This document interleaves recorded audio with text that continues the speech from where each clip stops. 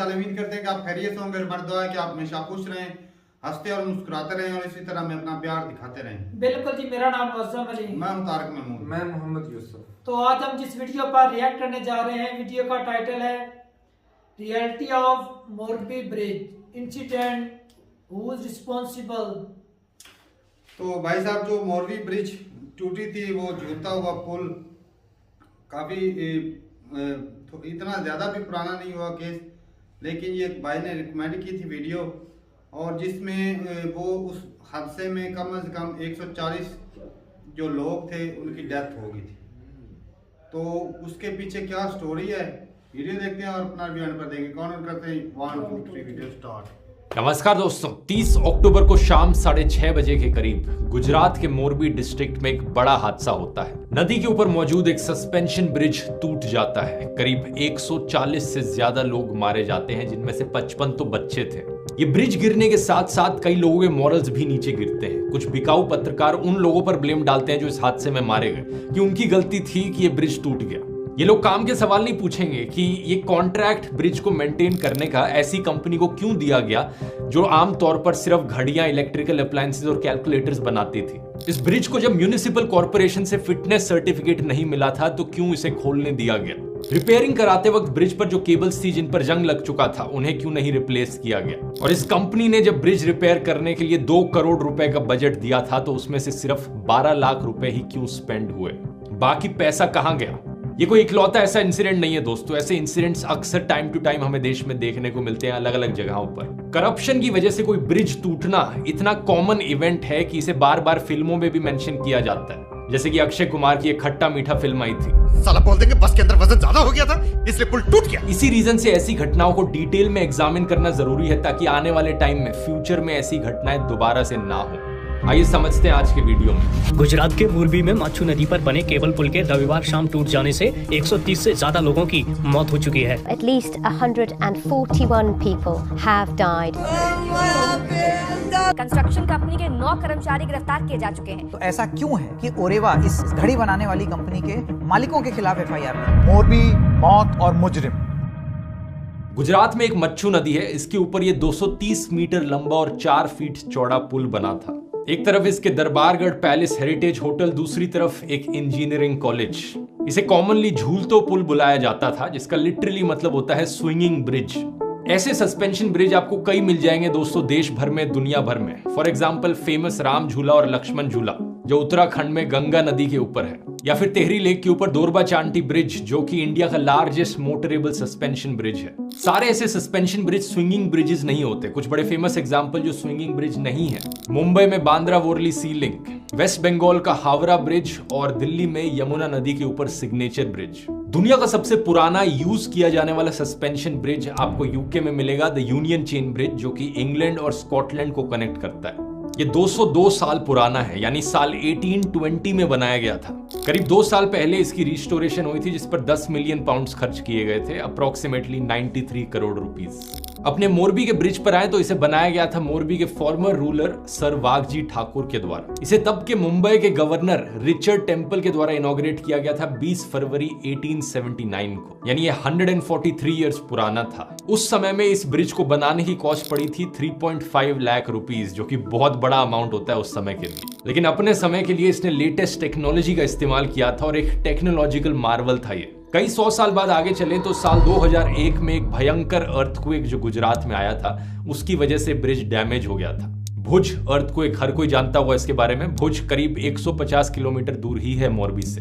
तो severe damage हो गया था ब्रिज को। अब शुरुआत से ही ये पुल एक्चुअली में मोरबी म्युनिसिपैलिटी के कंट्रोल में रहा था, जब से म्युनिसिपैलिटी की एज अ बॉडी फॉर्मेशन हुई 1960-61 में। इस म्युनिसिपैलिटी के अकॉर्डिंग एक कानून हुआ करता था कि उस समय पर सिर्फ 15 लोग इस ब्रिज पर अलाउड होंगे एक समय पर। तब लोगों से टिकट चार्ज करी जाती थी, जिसका दाम था सिर्फ 1 रुपए। आगे चलकर ये साल 2008 में ही पहली बार था कि ओरेवा ग्रुप इस पुल के साथ इन्वॉल्व हुआ।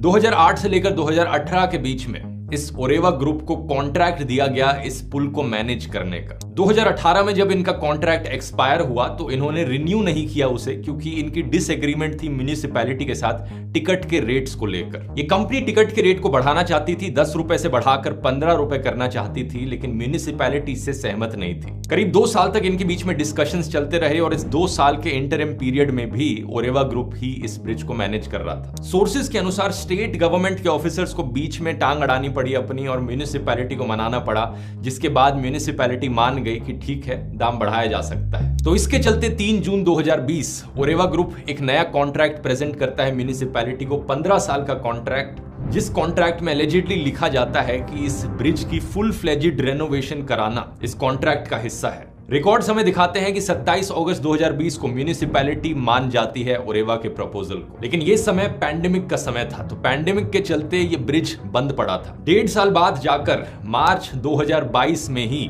इस रेनोवेशन और मेंटेनेंस के एग्रीमेंट को साइन किया जाता है। इस एग्रीमेंट के अनुसार अजंता मैन्युफैक्चरिंग प्राइवेट लिमिटेड, जो फ्लैगशिप कंपनी है ओरेवा ग्रुप की, वो अगले 15 साल के लिए सोलली रिस्पॉन्सिबल होती है इस ब्रिज की मेंटेनेंस के लिए, मैनेजमेंट के लिए, ऑपरेशंस के लिए, सिक्योरिटी के लिए, टिकटिंग के लिए, क्लीनिंग के लिए, बेसिकली ब्रिज से रिलेटेड हर चीज के लिए ये कंपनी रिस्पॉन्सिबल होती है। नोट करने वाली चीज यहां पर यह है कि इस एग्रीमेंट में कोई मेंशन नहीं किया जाता कि अपर लिमिट क्या है कि कितने लोग एक समय पर ब्रिज पर आ सकते हैं। इसके अलावा ओरेवा को कमर्शियल एक्टिविटी और ब्रांडिंग करना अलाउड होता है इस कॉन्ट्रैक्ट में, और म्युनिसिपैलिटी की सिर्फ एक चीज में इन्वॉल्वमेंट होती है और वो चीज थी टिकट प्राइस। रिपेयरिंग की बात करें तो इस ब्रिज को रिपेयर करने के लिए सारा खर्चा कंपनी को खुद से उठाना था। इसे 8 से 10 महीने का समय दिया गया था। इतना समय ले सकते हैं इस ब्रिज को रिपेयर करने में, जिसके बाद ब्रिज को दोबारा से खोला जाएगा। लेकिन अपेरेंटली इनकी रिपेयरिंग का काम बड़ी तेजी से हुआ, क्योंकि इस ब्रिज को सिर्फ 7 महीने बाद ही खोल दिया गया। रीओपनिंग का दिन था 26 अक्टूबर 2022, जो कि कोइंसाइड करता है गुजराती न्यू ईयर से। 24 अक्टूबर को दिवाली थी, छठ पूजा थी 28 अक्टूबर को, तो पूरा फेस्टिव टाइम था, वेकेशन का टाइम था। कंपनी एक्सपेक्ट कर रही थी कि ज्यादा लोग ब्रिज पर घूमने आएंगे, तो ज्यादा टिकट सेल्स होंगी इस टाइम पर। अब 24 अक्टूबर को जो ओरेवा ग्रुप के चेयरमैन थे जयसुख पटेल, वो मीडिया के सामने इंटरव्यू देते हैं जब इस ब्रिज को रीओपन किया जा रहा था, और कुछ बड़ी इंटरेस्टिंग चीजें कहते हैं वो इस इंटरव्यू में। वो कहते हैं कि इस ब्रिज को रिपेयर करने के लिए पूरा बजट था 2 करोड़ रुपए का और 100% रेनोवेशन कराई गई। इन्होंने अंदाजे 2 करोड़ रुपयाની आसपासના खर्चे 100% रिनोवेट અમે લોકોએ કરેલું છે। वो दावा करते हैं मीडिया के सामने कि अगले 8 से 10 साल तक इस ब्रिज को कुछ नहीं होने वाला। उन्होंने बड़े ढंग से रेनोवेट किया है इसे। अब दूसरी तरफ सुधीर चौधरी जैसे न्यूज एंकर्स कहते हैं कि लोगों ने क्यों विश्वास किया इस कंपनी पर, लोगों ने क्यों विश्वास किया सरकार पर। इसके अलावा इस दुर्घटना के लिए जो वहां लोग मौजूद थे उनकी भी तो कुछ जिम्मेदारी बनती है। इस लॉजिक से तो मान लो कल को आप कोई मॉल घूमने जा रहे हो और मॉल में आग लग जाती है, तो भाई गलती आपकी है। आपने क्यों विश्वास किया कि मॉल ओनर यहां पर सेफ्टी स्टैंडर्ड्स फॉलो करेगा। सुधीर भाई के अकॉर्डिंग अगर आप किसी रेस्टोरेंट में खाना खाने जाते हो, वहां पर खराब खाना खा के आपको फूड पॉइजनिंग हो जाती है, तो गलती आपकी है। आपने क्यों विश्वास किया कि ये रेस्टोरेंट ओनर आपको सही खाना खिलाएगा। कल को आप सड़क पर चल के जा रहे हो अपनी गाड़ी में और सड़क पर गड्ढा आ जाता है जिसकी वजह से आपकी गाड़ी का एक्सीडेंट हो जाता है, तो गलती आपकी है। आपने क्यों विश्वास किया सरकार पर कि सरकार सही सड़कें बनाएगी। आप घर से बाहर गए हो, आपका सामान चोरी हो जाता है, तो भाई क्यों विश्वास कर रहे हो पुलिस पर कि पुलिस आपको आकर बचा लेगी। क्यों विश्वास कर रहे हो चोरों पर कि वो आपका सामान चोरी नहीं करेंगे। देखो यार, क्रिमिनल तो क्राइम करेगा ही, तुम सतर्क क्यों नहीं रहते हैं? अब तुम लोग अपनी बॉडी लेके बाहर घूमोगे तो क्रिमिनल तो काट ही देगा ना। मोरबी म्युनिसिपैलिटी के जो चीफ ऑफिसर हैं, उन्होंने कहा ओरेवा ग्रुप को चार्ज दिया गया था ब्रिज को मेंटेन करने का 15 साल के लिए, लेकिन उन्होंने म्युनिसिपैलिटी को कोई इन्फॉर्मेशन नहीं दी कि वो ब्रिज को वापस से खोलने लग रहे हैं, और म्युनिसिपैलिटी ने उन्हें कोई फिटनेस सर्टिफिकेट भी नहीं दिया था। जयराज सिंह जडेजा, एक लोकल बीजेपी पॉलिटिशियन है वहां के, वो ओरेवा पर ब्लेम डालते हैं कि उन्होंने टिकटें क्यों बेची बिना रिस्ट्रिक्शंस के। उन्होंने कहा कंपनी की गलती है कि उन्होंने इतनी सारी टिकटें बेच दी कि ब्रिज पर ओवर क्राउडिंग हो गई, जिससे कि ब्रिज नीचे गिर गया। उनके अकॉर्डिंग जब ब्रिज को लोकल म्युनिसिपैलिटी के द्वारा मैनेज किया जा रहा था, तब जो ब्रिज पर टोटल नंबर है लोगों का, उसे रिस्ट्रिक्ट किया जाता था, एक समय पर 20 से ज्यादा नहीं होंगे। कुसुम परमार, जो बीजेपी रूल्ड म्युनिसिपैलिटी के प्रेसिडेंट है, उन्होंने भी कंपनी पर ब्लेम डाला है, ये कहते हुए कि टोटल रिस्पॉन्सिबिलिटी यहां पर सिर्फ ओरेवा ग्रुप की थी। और इन सारे आरोपों में कुछ गलत भी नहीं लगता, क्योंकि जैसा मैंने डिस्कस किया, आपको बताया, ओरेवा कंपनी एक्चुअली में इंचार्ज थी इस सब की। बाद में पता चलता है कि वो 2 रुपए का प्रीमियम भी चार्ज करने लग रहे थे वहां पर आने वाले विजिटर्स से, 10 रुपए की जगह 12 रुपए की टिकट बेचने लग रहे थे वो, जो कि एग्रीमेंट के वायलेशन में था। मोरबी की पुलिस कहती है कि इस कंपनी ने जल्दी से ब्रिज को खुलवाया ताकि दिवाली पर आ रहा जो क्राउड है उस पर कैश इन किया जा सके। और ओवर क्राउडिंग की बात करें तो ये भी एक बड़ा सवाल उठता है। आई विटनेसेस के एस्टिमेट्स के अकॉर्डिंग 300 से 500 लोग मौजूद थे उस ब्रिज पर जब वो ब्रिज गिरा। टिकट सेल्स के अकॉर्डिंग करीब 400 लोगों ने टिकट्स खरीदी थी ब्रिज पर जाने के लिए, और एफआईआर के अकॉर्डिंग 250 से लेकर 300 लोग ब्रिज पर मौजूद थे जब वो गिरा। तो कितने लोग एक समय पर ब्रिज पर हो सकते हैं? ये जो अलाउएबल कैपेसिटी है दोस्तों, इसे कभी कैलकुलेट ही नहीं किया गया। इंडियन एक्सप्रेस न्यूज़पेपर ने ओरेवा स्पोक्स पर्सन को कोट किया, जिन्होंने कहा कि ब्रिज इसलिए टूट गया क्योंकि ब्रिज के मिड सेक्शन पर बहुत से लोग मौजूद थे और वो लोग ब्रिज को इधर से उधर हिलाने लग रहे थे। कई न्यूज एंकर्स ने इस पॉइंट को रिपीट किया था कि लोग सेल्फी खींचने लग रहे थे और जानबूझकर ब्रिज को इधर से उधर हिलाने लग रहे थे। अगर हम इस क्लेम को एक समय पर कंसीडर भी कर लें तो खुद ही सोचकर देखिए, अगर ब्रिज पर ओवर क्राउडिंग होने लग रही है तो वो क्या लोगों की गलती है या फिर वहां मैनेजमेंट स्टाफ की गलती है? जब कोई अपर लिमिट ही नहीं है कि कितनी टिकटें बेची जाएगी वहां पर, तो इसमें लोगों की क्या गलती कि वो लोग टिकट खरीद के ब्रिज पर जा रहे हैं? इन्वेस्टिगेशन से हमें पता चलता है कि सिक्योरिटी गार्ड और टिकट क्लर्क्स ट्रेंड लोग भी नहीं थे। वहां जो बंदा बैठकर टिकट बेचने लग रहा था उसे क्या पता कि इस ब्रिज की कैपेसिटी कितनी है हैंडल करने की लोगों को। इसके अलावा कोई इमरजेंसी रेस्क्यू भी नहीं था, कोई इवैक्यूएशन प्लान भी नहीं था, कोई लाइफ सेविंग इक्विपमेंट भी नहीं थी और कोई लाइफ गार्ड्स भी नहीं थे। यहां पर म्यूनिसिपैलिटी की रिस्पॉन्सिबिलिटी थी एक फिटनेस सर्टिफिकेट देना, लेकिन क्या कंपनी ने यहां पर कोई भी क्वालिटी चेक किया कि काम यहां पर ढंग से हुआ है या नहीं हुआ? वैसे ऐसी ट्रेजेडीज और इमरजेंसी वाली सिचुएशंस कभी आपके सामने आ खड़ी हों तो आपको इनसे कैसे डील करना चाहिए, इसको लेकर एक बढ़िया किताब है the handbook of emergencies. Kuku FM पे आप इसे हिंदी में सुन सकते हैं एज एन ऑडियो बुक। इसमें अलग अलग इमरजेंसी सिनेरियोज जैसे कि भूकंप आना, करंट लग जाना, पानी के अंदर डूबना, इन सारी चीजों से कैसे डील करना चाहिए, आप कैसे प्रिपेयर्ड हो सकते हैं, ये बताया गया है इसमें। और कुकू एफएम को नहीं जानते, बढ़िया ऑडियो लर्निंग का प्लेटफॉर्म जहां पर ढेर सारी ऐसी ऑडियो बुक्स आपको सुनने को मिलेंगी।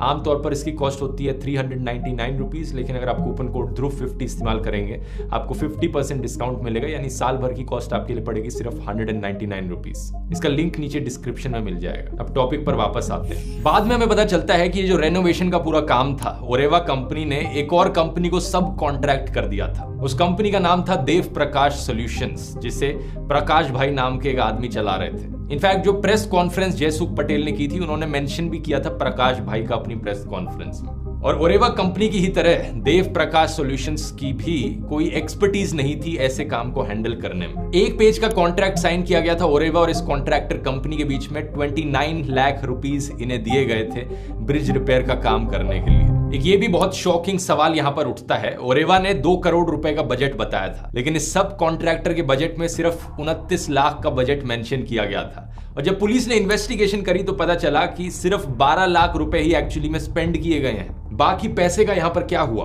एक ऑफिसर जो इन्वेस्टिगेशन में इन्वॉल्व था, उसने टाइम्स ऑफ इंडिया को बताया कि बहुत ही घटिया रिपेयरिंग का काम यहां पर किया गया है। कुछ जगहों पर जहां पर जंग लग चुका था इस ब्रिज पर, सब कॉन्ट्रैक्टर ने सिर्फ रस्ट फ्री पेंट उसके ऊपर लगा दिया। कुछ जगहों पर जहां पर एल्यूमिनियम फुटिंग्स को रिप्लेस किया गया, वो बेकार क्वालिटी की फुटिंग्स लगाई गई। कोर्ट में डीएसपी ने अपनी टेस्टिमनी में बताया कि जो केबल ब्रिज को सपोर्ट करने लग रही थी वो पूरी तरीके से करोड़ हो चुकी थी। वो केबल ही टूटी है जिसकी वजह से बाद में जाकर ब्रिज नीचे गिर गया, और इस खराब केबल को रिप्लेस नहीं किया गया रिपेयरिंग करते वक्त। अगर केबल को ढंग से रिप्लेस कर दिया जाता तो ये ब्रिज नीचे नहीं गिरता। प्रोसिक्यूटर एचएस पंचाल ने एक और ऑब्जर्वेशन दी कोर्ट में। उन्होंने फोरेंसिक स्पेशलिस्ट को साइट किया, ये कहते हुए कि रेनोवेशन के बाद ब्रिज की जो फ्लोरिंग है उस पर एक 4 लेयर्ड एल्यूमिनियम की फ्लोरिंग लगाई गई नहीं, जिसकी वजह से ब्रिज का वजन बढ़ गया, और ये भी एक बड़ा कारण है जिसकी वजह से पुल नीचे गिरा है। इमेजिन कर सकते हो, इसका मतलब ये हुआ कि जो रेनोवेशन और रिपेयरिंग का काम किया गया ब्रिज पर, उसकी वजह से ब्रिज और वल्नरेबल बन गया। अगर पुरानी फ्लोरिंग होती तो ब्रिज का वजन इतना ज्यादा नहीं होता। अब इन सारे सवालों के चलते पुलिस ने 9 लोगों को अरेस्ट किया इस केस में। इनमें है 2 टिकट कलेक्टर्स जो वहां पर टिकट बेचने लग रहे थे, 3 सिक्योरिटी गार्ड्स जो वहां पर ब्रिज पर मौजूद थे, 2 ओरेवा कंपनी के मैनेजर्स और 2 सब कॉन्ट्रैक्टर्स प्रकाश परमर और देवांग परमर। कई सारी आईपीसी की धाराएं इन पर लगाई गई हैं और हमारे बिकाऊ पत्रकारों ने सारी रिस्पॉन्सिबिलिटी कंपनी के कंधों पर डाल दी है। और कंपनी ने क्या किया? कंपनी ने responsibility ticket clerks, security guards और अपने मैनेजर्स के ऊपर डाल दी।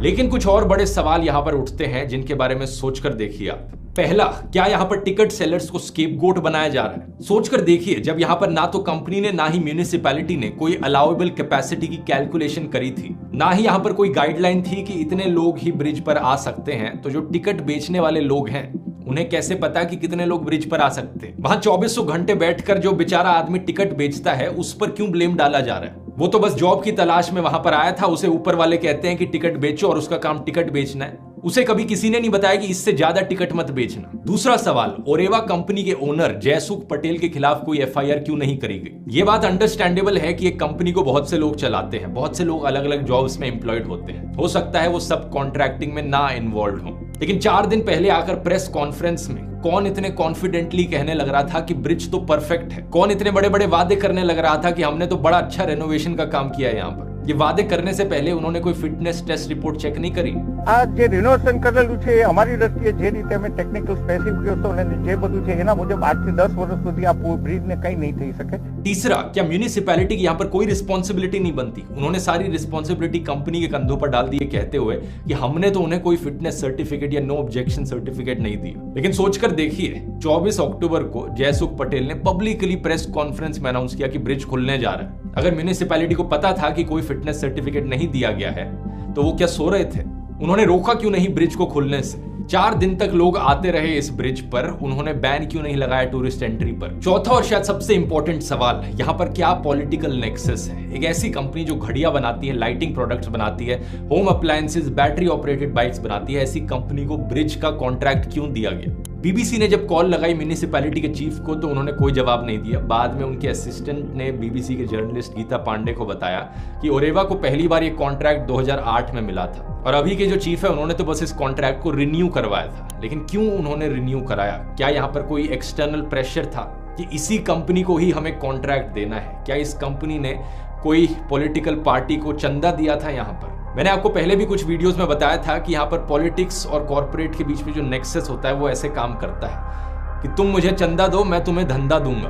पॉलिटिकल पार्टी के खाते में डोनेशन दो और पॉलिटिकल पार्टी आपको कॉन्ट्रैक्ट ऑफर करेगी। क्या यहाँ पर ये चीज हुई थी? जब से इलेक्ट्रल बॉन्ड्स आई हैं हमें ये चीजें नहीं पता लग सकती। कोर्ट में प्रोसिक्यूशन ने भी इसी पॉइंट को रेज किया था कि जो भी कॉन्ट्रैक्टर्स जिन्हें काम दिया गया वो क्वालिफाइड ही नहीं थे। पहले 2007 में उन्हें दिया गया, फिर 2022 में उन्हें दिया गया। अब इन्हीं सब सवालों से छुटकारा पाने के लिए हमारे गोदी मीडिया चैनल्स ने और गोदी इन्फ्लुएंसर्स ने एक कंस्पिरेसी थ्योरी बनाई इस ट्रेजेडी को लेकर। एक सीसीटीवी फुटेज निकली थी इस ब्रिज की, ये ब्रिज टूटने से पहले। इस फुटेज में दिखता है कि 3 लड़के अपनी फोटो खींचने लग रहे हैं इस ब्रिज पर खड़े होकर और उनके पीछे एक लड़का जो कि व्हाइट शर्ट पहने हैं वो ब्रिज को हिला रहा है आखिरी 4 सेकंड में।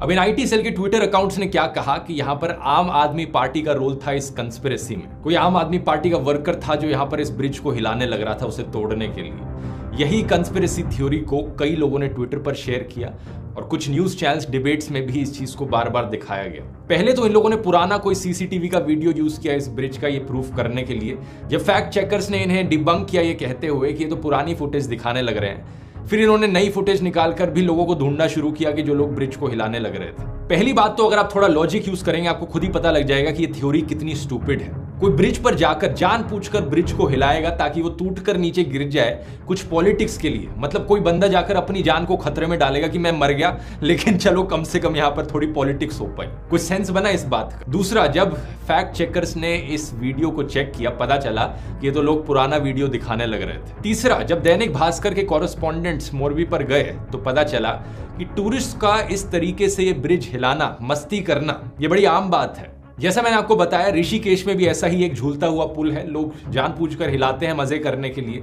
इस ब्रिज को भी जब लोग झूलतो पुल करके बुलाते थे तो ये आम बात थी यहाँ पर टूरिस्ट के लिए। आपको 10 महीने पुराने ऐसे वीडियोस मिल जाएंगे जहां पर YouTube पर लोग इस ब्रिज को हिलाने लग रहे हैं। 3 साल पुराने भी ऐसे वीडियोस मिल जाएंगे जहां पर लोग ब्रिज को हिलाने लग रहे हैं। सिर्फ पॉलिटिक्स के लिए ऐसी कंस्पिरेसी थ्योरीज बनाई जाती हैं। 2016 में बंगाल में जब ऐसा ही ब्रिज कोलैप्स हुआ था तो प्रधानमंत्री मोदी ने क्या कहा था स्पीच में जाकर?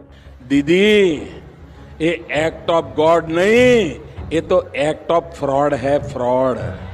कि ये कोई एक्ट ऑफ गॉड नहीं है, ये एक एक्ट ऑफ फ्रॉड है। उस वक्त ममता बनर्जी ने रिस्पांस में कहा था कि ऐसी चीजों पर पॉलिटिक्स नहीं खेली जानी चाहिए और अभी भी कई ऑपोजिशन के पॉलिटिशियंस का कहना है कि ऐसी चीजों को पॉलिटिसाइज नहीं करना चाहिए। लेकिन मेरी राय यहाँ पर इसकी उल्टी है। आज के दिन दोस्तों आप देखोगे कैसी चीजों पर पॉलिटिक्स खेली जाती है, हिंदू मुस्लिम पर, मुगलों पर, नेहरू पर, नमकीन जैसी चीजों पर। जब यहाँ काम के मुद्दों पर पॉलिटिक्स नहीं खेली जाएगी तो क्या फालतू की चीजों पर पॉलिटिक्स खेली जाएगी? करप्शन की वजह से अगर कोई ब्रिज टूटता है लोगों की जान जाती है, क्या ये इंपॉर्टेंट मुद्दा नहीं है पॉलिटिक्स के लिए? पॉलिटिक्स होती है राजनीति, यानी राज पाने की नीति। अगर राजनीति का मतलब सिर्फ मड स्लिंगिंग, झूठ, रूमर्स, कंस्पिरेसी थ्योरीज, फालतू के गिमिक्स करना ही है, तो हाँ, ऐसी चीजों पर पॉलिटिक्स नहीं करी जानी चाहिए। लेकिन अगर राज करने की नीति का मतलब ये समझना है कि यहाँ पर 140 लोग क्यों मारे गए, 50 से ज्यादा बच्चे जिनके अपने सपने थे, ये लोग जिनके अपने परिवार थे, किसी भी सही पॉलिटिशियन की ड्यूटी होनी चाहिए यहाँ पर कि इस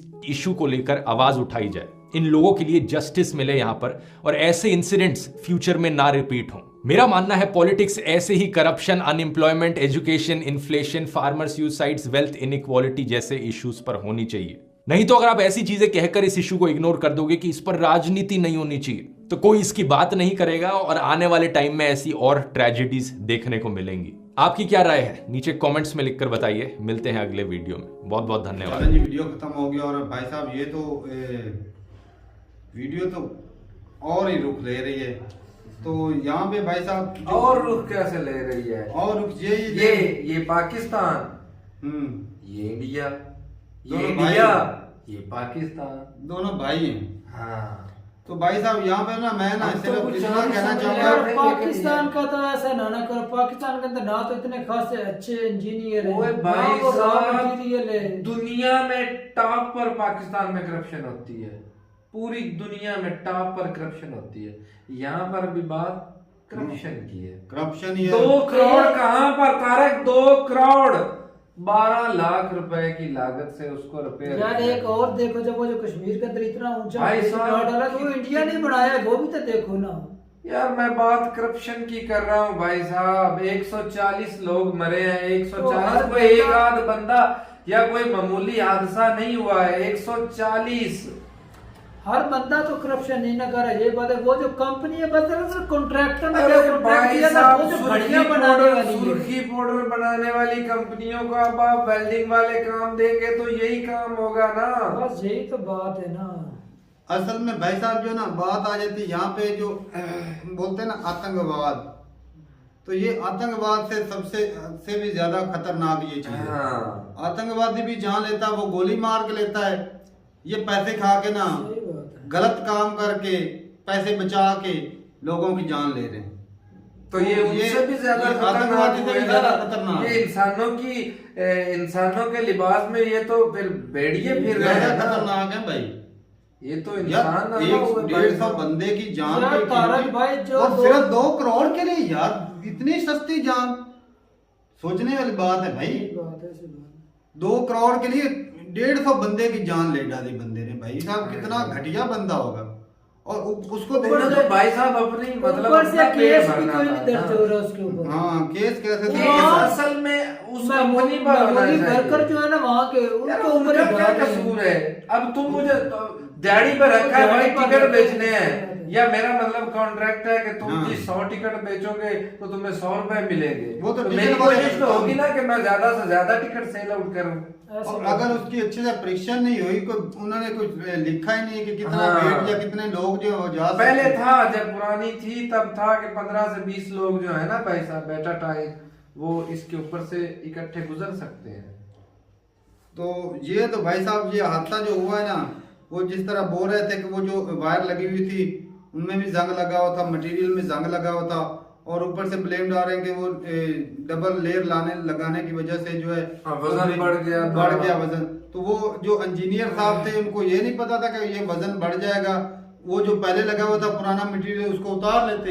असल में भाई साहब उसकी रिपेयरिंग हुई नहीं, वो बस ऊपर से वो पोछा पाछी की जंग लगा है। तो वो काम जो 2 नंबर 12 लाख में, इतनी बड़ी ब्रिज 12 लाख में बनती है, जहाँ पे 2 करोड़ से वो जो बड़ा इतना बड़ा त्योहार आने वाला तो उससे फायदा उठाना है। वही प्रॉब्लम थी, उस लालच में आकर इतना जानी नुकसान कर दिया। भाई साहब आप लोग बोलेंगे कि ये इस तरह हो गया, ये जिनके मरे हैं ना भाई साहब, छोटे छोटे बच्चे, उनसे पूछो भाई, ये उनसे दर्द पूछे कि कैसा है। कहीं शादीशुदा हो गए, कहीं के छोटे छोटे बच्चे पीछे होंगे जो मरे हैं भाई। सोचने वाला से ज्यादा तो बच्चे हैं, देख लो। हाँ तो ये भाई थोड़ी सी बात नहीं, ये बहुत बड़ी बात है।